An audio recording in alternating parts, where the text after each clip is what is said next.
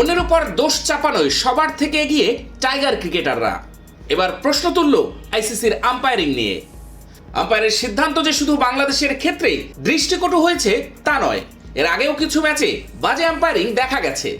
তবে সেই দায় কোনো দলই সরাসরি আম্পায়ারকে না দিয়ে নিজেদের ভুলগুলোকে ম্যাচ হারার কারণ হিসেবে তুলে ধরেছেন। কিন্তু সেই ধারায় বাংলাদেশ ক্রিকেট দল একটু আলাদা। সবার আগে তারা নিজেদের ভুলগুলো না দেখে ম্যাচ হারার কারণ হিসেবে আম্পায়ারের ভুল সিদ্ধান্তকেই দেখাচ্ছেন। মাত্র 114 রানের সহজ লক্ষ্য তারা করতে নেমে ব্যাটাররা যে পুরোপুরি ব্যর্থ সেই প্রশ্নে তারা যেতে নারাজ। বিশ্বের বড় বড় দেশ এই ধরনের স্লো পিচে খেলে অভ্যস্ত না হওয়ায় তারা অল্প রানেই গুটিয়ে যাচ্ছে, কিন্তু বাংলাদেশ দল 12 মাস মিরপুরের স্লো পিচে খেলে অভ্যস্ত। বাংলাদেশ দলের জন্য এই বিশ্বকাপ একটা সুবর্ণ সুযোগ ছিল, কিন্তু সেখানেও ব্যর্থ বাংলাদেশ। স্মুথ শেভিং এর জন্য শুধুমাত্র কুল, নাথিং এলস। অথচ বাংলাদেশের টপ অর্ডারের ব্যাটাররা প্রায় প্রতিটি ম্যাচেই ব্যর্থ হচ্ছে।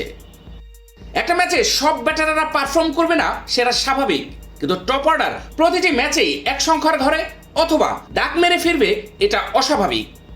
টপ অর্ডারের খেলা দেখলে মনে হয় শুধুমাত্র তাওহিদ হৃদয়, মাহমুদুল্লাহ রিয়াদ ও রিশাদ হোসেন ছাড়া আর কোনো ব্যাটারই নেই বাংলাদেশ দলে। প্রতিটি ম্যাচে সাধারণ ভক্তের ও ভরসার জায়গা এই তিনজনেই। বাকি ব্যাটাররা কোনো কোনো ম্যাচে হয়তো কিছু রান করেন, কিন্তু একটা সেকেন্ডের ভরসাও করা যায় না তাদের উপরে, যেমনটা যেত মুশফিকুর রহিমের উপর। একটা সময় বাংলাদেশ ক্রিকেট নিয়ে সারা বিশ্বের কিংবদন্তিরা ভালো ভালো মন্তব্য করলেও এতদিন পরেও বাংলাদেশের এমন হাল দেখে এবারের বিশ্বকাপেও কেউ কেউ ছেড়ে কথা বলছেন না।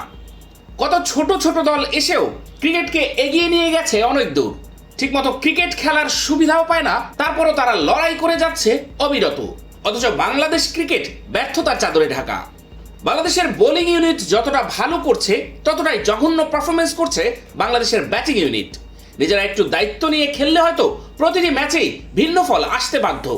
সাধারণ ভক্তরা মনে করেন টাইগারদের মানসিকতার পরিবর্তন আসাটা খুবই জরুরি। প্রতিটি ভক্তই চায় জ্বলে উঠুক বিশ্বকাপে, দেখিয়ে দিক সারা বিশ্বকে। Zakir Hossain, cricket today.